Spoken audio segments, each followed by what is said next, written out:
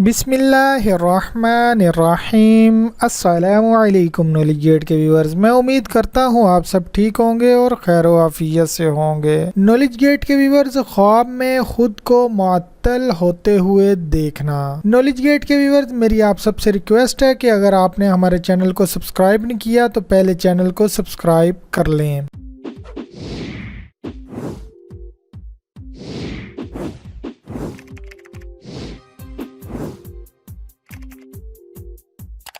अगर देखें कि किसी काम से माजूल हुआ है या इसको किसी ने माजूल किया है, यानी कि इसको किसी ने काम से निकाल दिया है, तो इसकी ताबीर है कि औरत को तलाक देगा। और अगर औरत ना रखता हो तो तिजारत में नुकसान होगा। ख्वाब में मुअस्सफर 3 वजह पर है और मुअस्सफर का मतलब उस्ताद है। एक बीमारी, दूसरा गम और तीसरा ऐसे काम जिनके करने से इसको रंज और सख्ती पहुँचे।